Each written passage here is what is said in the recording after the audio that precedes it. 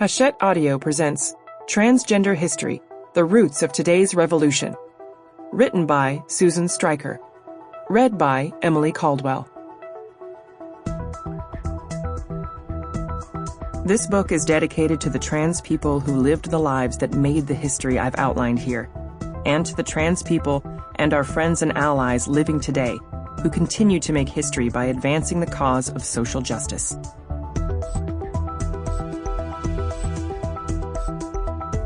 Prologue. Although the title of this book is simply Transgender History, the subject is both narrower and broader. Narrower in that it is primarily a history of the transgender movement in the United States, concentrating mostly on the years after World War II, and broader in that transgender, once a very expansive term, now fails to fully capture the complexity of contemporary gender. And although this book bears the same title as the previous edition, first published in 2008, the revisions needed for this second edition to adequately address the remarkable changes of the past decade are extensive enough that the second edition is a substantially new book.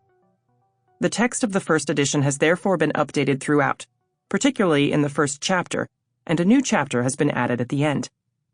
Piecing together this story of trans history in the United States was a big focus of my professional life as a historian for nearly 20 years.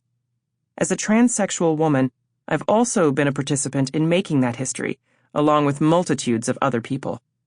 Although I try to tell that story in an expansive and inclusive way, what I have to say is unavoidably informed by my own involvement in transgender social movements, by my other life experiences, and by the particular ways that I consider myself to be transgender.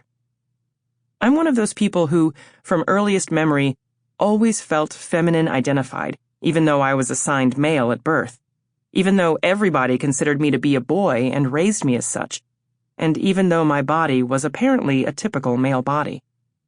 I didn't have any good explanation for those feelings when I was younger, and after a lifetime of reflection and study, I'm still open-minded about how best to explain them. Not that I feel the need to explain them in order to justify my existence. I know only that those feelings persist no matter what. I know that they make me who I am to myself, whatever other people may feel about me or do toward me for having them. The fear of being ridiculed, stigmatized, or discriminated against, as well as my own early uncertainty about how I would act on my transgender feelings, led me to hide them from absolutely everybody until I was in my late teens, in the early 1980s. That's when I first started opening up private. Sample complete. Ready to continue?